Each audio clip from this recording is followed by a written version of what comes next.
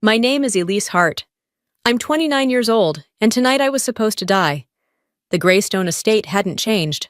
Same cold marble floors, same sweeping chandelier above the dining table that had never seen a real family dinner. But this time, I wasn't 13, and I wasn't afraid. My mother, Claudia, wore her signature ivory silk and that same familiar perfume that always felt more like a warning than a welcome. She greeted me with a practiced smile, pressing her hands to my shoulders with the precision of someone adjusting a mannequin. "Elise," she said, her voice calm, almost kind. "You've grown sharper." That was her way of saying I looked like someone she couldn't control anymore.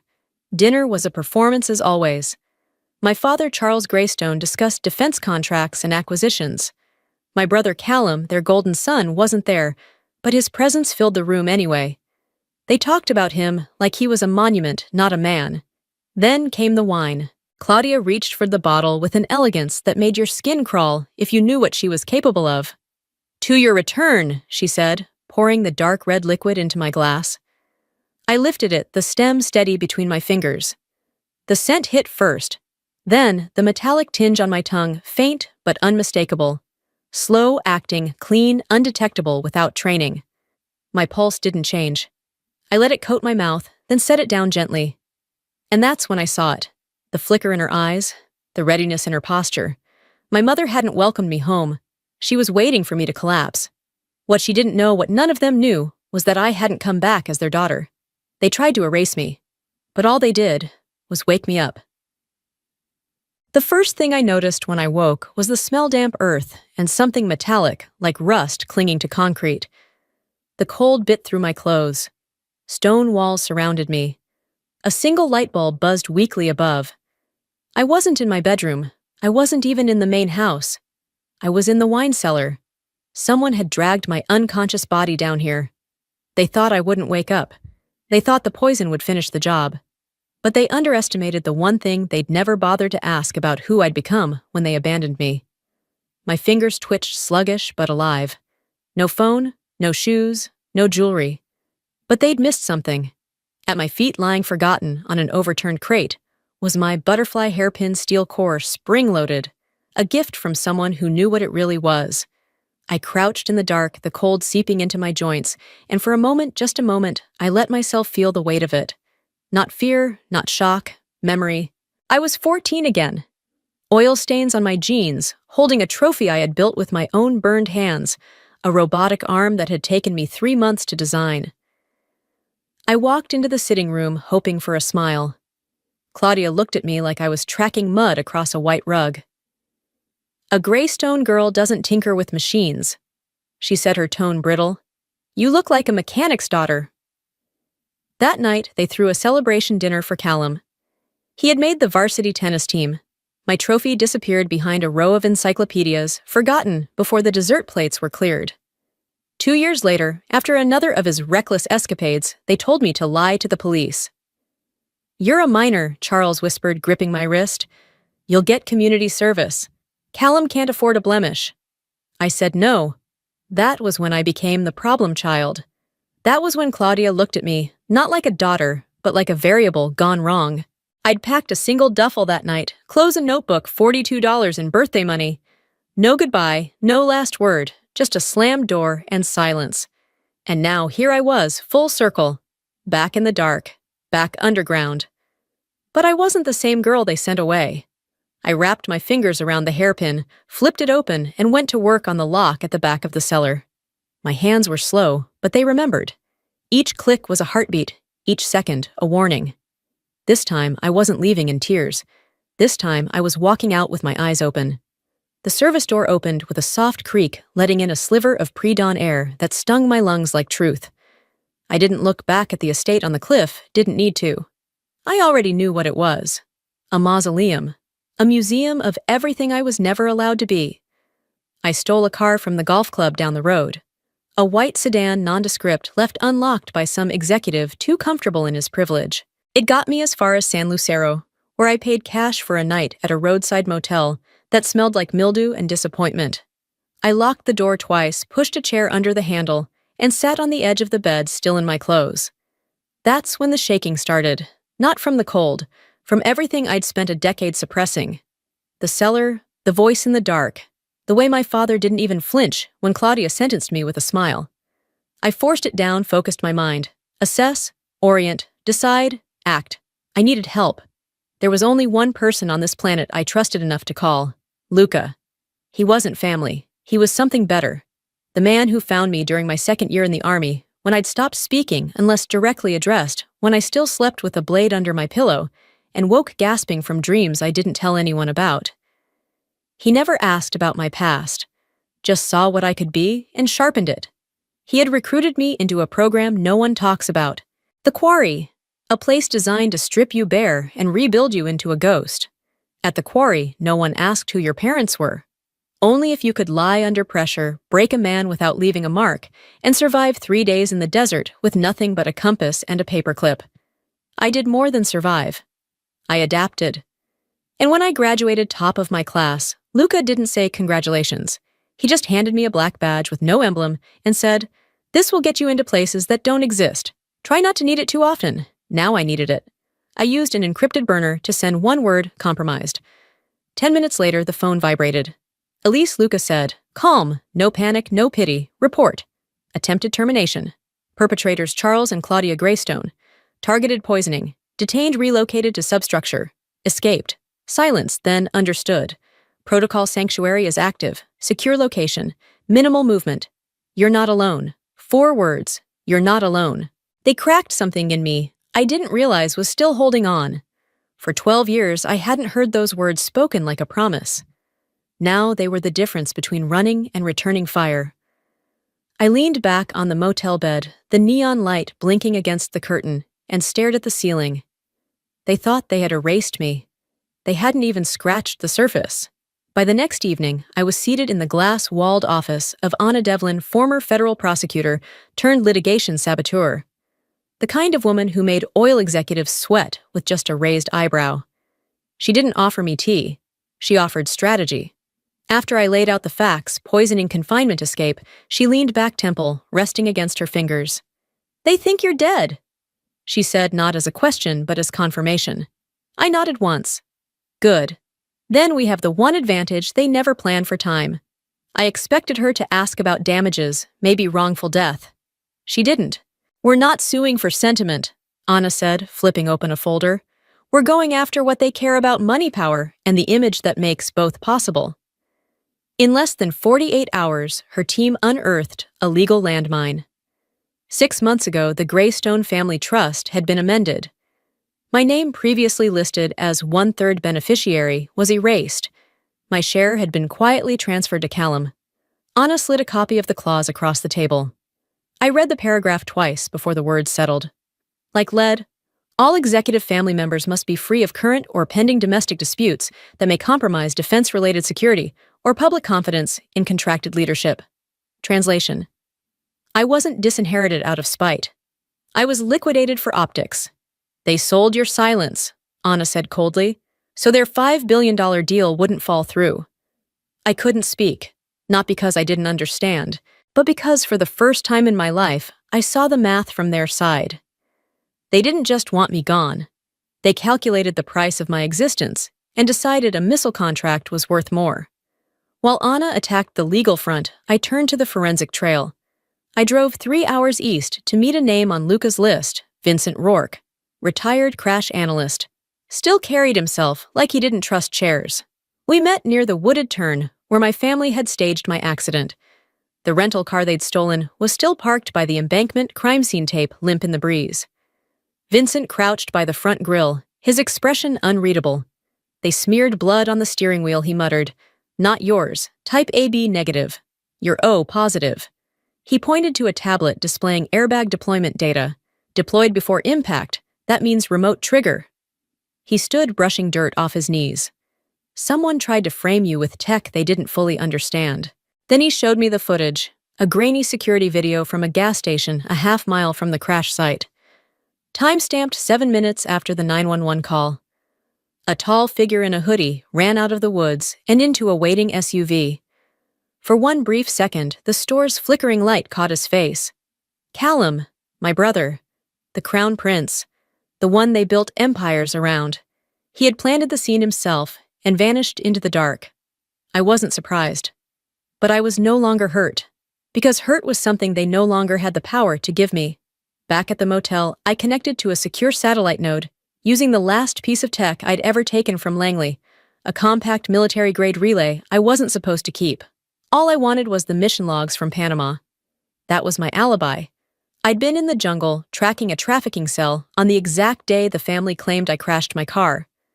But when I tried to access the file, the screen flashed red. Access denied. File not found. My operational record had been scrubbed. Not hidden. Erased. The air in the room went still. A moment later, my burner buzzed. Luca! I picked up without a word. You're not going to like this, he said. His voice had shifted lower tight like coiled wire. Say it. The delete order wasn't from inside the agency. It was routed through a proprietary node attached to Greystone Defense HQ. Silence. Then, this isn't just family anymore, Elise. This is national security. My throat tightened. Not from fear, but fury. They hadn't just tried to kill me. They'd dragged the only clean thing I'd ever built my career, my honor, into their rot. They didn't just want to erase me. They wanted to erase the version of me that mattered. I stared at my reflection in the motel mirror. But I didn't see my own face. I saw Claudia's practiced serenity, Charles's cold calculations, Callum's cowardice, and behind all of it, the smirk of someone who believed I had no cards left to play. They were wrong. I pulled open my duffel bag, flipped through the pages of my old field contacts until I landed on one name, Marcus Hale. He had been the lead auditor at Greystone Defense before he died in a car accident 5 years ago. Rumor said he'd found something big just before his file went cold. I didn't believe in accidents anymore. With help from Luca, I traced a location to a patch of woods outside a logging town in northern Idaho. No neighbors, no cell service. Perfect for a man trying to disappear. I found him burning firewood behind a rusted cabin, a pistol holstered at his hip. The eyes that met mine were sharp with suspicion, but not insanity. I raised my hands. I'm not with them, I said. My name is Elise Hart. Charles Greystone is my father. Claudia tried to kill me last week. He froze. The pistol didn't lower, but something in his posture changed. Inside, he said. The cabin was wall-to-wall chaos maps. Printouts, red string legal pads filled with numbers. It wasn't a home. It was a war bunker. I have proof he told me voice gravel rough. They buried me because I got too close. But I recorded everything. He reached into an old safe and pulled out a small voice recorder. I planted this in Charles's private office the day before I died. It's voice activated. He pressed play. And then I heard her. Claudia's voice calm as ever. The girl is a loose end. Eliminate her. No noise, no blood, just absence. I didn't flinch, because now I had my weapon. The courtroom was full before I even stepped inside. Journalists lined the back wall notebooks, open eyes sharp. The name Greystone still carried weight, but for the first time it carried stench too. I sat beside Anna Devlin, steady and silent. Across from us, Claudia Greystone wore white flawless and composed. Charles sat beside her, unreadable. Callum slouched at the end of the row, flicking through his phone like this was a traffic ticket. Their attorney, Damian Kessler, rose before the judge could finish adjusting her glasses. Your Honor, he said, all mock outrage, this is a meritless attack. Ms. Hart is emotionally unstable and motivated by resentment. We move for dismissal. Judge Whitlock didn't flinch. Sit down, Mr. Kessler. Ms. Devlin, proceed. Anna stood, clicked her laptop, and a document appeared on the courtroom screen. A CIA mission log, redacted, but legible in the parts that mattered. This proves that on October 4th, my client was on federal assignment in Central America, she said. The supposed car crash fabricated. Gasps swept the room. Then a man in a black suit stepped forward. Agent Rourke, Office of the Inspector General, he said. I confirm the document's authenticity. Anna gave the pause a beat to settle. Then came the second click. Claudia's voice spilled into the silence, cold and certain. Put the clip in the glove box. No blood, no trauma. We'll say she panicked and ran. Callum's eyes snapped up. Charles's face turned the color of wet ash. Judge Whitlock leaned forward. Is there more? There is. Anna said, then nodded toward the doors. They opened, and Marcus Hale walked in. Alive. Charles whispered no. Marcus took the stand and gave them the rest. The embezzlement, the bribes, the fake crash, the missing corpse. He ended with a single line. They erased me to save their deal. They tried to do the same to their daughter. Silence followed. And then the gavel fell. This court finds sufficient cause to open criminal proceedings against Charles Claudia and Callum Greystone on grounds of conspiracy fraud and attempted murder. The empire didn't shatter loudly. It cracked clean, deliberate final. And in that silence, for the first time, I wasn't the problem child. I was the consequence. Callum was sentenced to 25 years without parole. I visited him once. Not to forgive, just to be sure. He sat behind plexiglass thinner paler, wearing an orange jumpsuit that hung off him like dead skin. When he saw me, he looked almost relieved. "Elise," he said, voice cracking. "I'm sorry, I didn't move." "No, you're not," I replied evenly. "You're sorry you got caught." He looked down. "You never saw me as your sister," I continued. "Just someone in the way. A loose wire you thought they'd eventually snip." He didn't argue. Maybe he knew there was nothing left to defend. "I'm not here to give you peace," I said. "I'm here so you understand that I survived you." And then I walked away. Charles came next. He'd had a stroke shortly after the hearing. Now he sat in a private facility overlooking the Pacific, parked like a relic in a wheelchair, eyes blank. I didn't expect him to speak. He didn't. I placed his old brass Zippo lighter, one he used to flick endlessly in meetings, on the table beside him. It was worn smooth, initials faded. "You had a choice," I said softly. "You could have been a father. You chose to be a CEO." The silence between us stretched thin, brittle. I hope the contracts were worth it. I didn't wait for a reply. There was none to give, but it was Claudia who I saved for last. She was under house arrest, confined to the estate she once ruled like a throne. I found her in the sunroom, still pristine, her jewelry gone, but her arrogance intact. When she saw me, her face twisted. "You ruined everything," she hissed. "You ungrateful little curse." I didn't flinch. "No," I said, stepping closer. "I didn't ruin anything. I was the result. You taught me strength is survival, that love is a transaction, that appearances matter more than people." Her hands trembled, but not from age. "You taught me well, Mother." She laughed, sharp, bitter. "You think this makes you better?" "No," I replied. "It makes me free." She lunged to her feet. "You'll die alone, Elise. People like you always do." I studied her, the woman who once looked through me like I was glass. Better alone than hollow. I turned, walked out the same door she threw me through 13 years earlier. But this time, the cold air outside felt clean.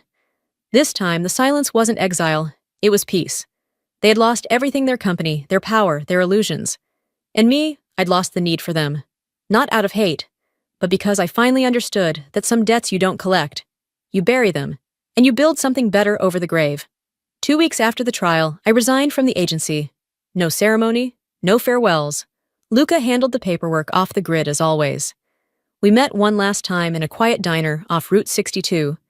He slid a plain envelope across the table. Inside, a new passport, a new name, a clean break. "You served your country well," he said. "Now serve yourself." I didn't answer, just nodded. He understood. I drove north until the road ended and the map blurred into pine. In the backwoods of Maine, I found a cabin. One room, no signal. A frozen lake beyond the trees. It was perfect. I bought it in cash, changed the locks, and exhaled. For days, I did nothing but walk, breathe, listen. At first, the silence felt like a test too, still too open. Then slowly, it felt like mine. I planted vegetables in mismatched pots, adopted a golden retriever with sad eyes and called him Hale. Hung shelves for books I chose by instinct, not mission. No one knew where I was. That was the point. Sometimes the bad nights returned flashbacks, the jolt awake the cellar, but they faded faster now. No one was coming through the door. I was safe. Then one morning, a package arrived. No return address. Inside was the brass Zippo lighter I'd left with my father, now wrapped in a cloth. Tucked beside it, a card in Luca's handwriting. "Your legacy isn't what they left you, it's what you survived." I held it for a moment, remembered the weight of it in my childhood. But I didn't flick it open. I placed it in a wooden box stored high on a shelf. Some fire doesn't need feeding anymore. That evening, I brewed tea and sat on the porch with Hale curled at my feet. The sky stretched wide and gold over the lake. No sirens, no secrets, just breath and wind. They tried to erase me, frame me, bury me under their shame. But I endured. I outlasted every silence they forced on me. And now, in this quiet, I'm not hiding. I'm healing. They taught me survival was the only language worth speaking. I've learned peace has one too. And this time, no one else gets to write the ending.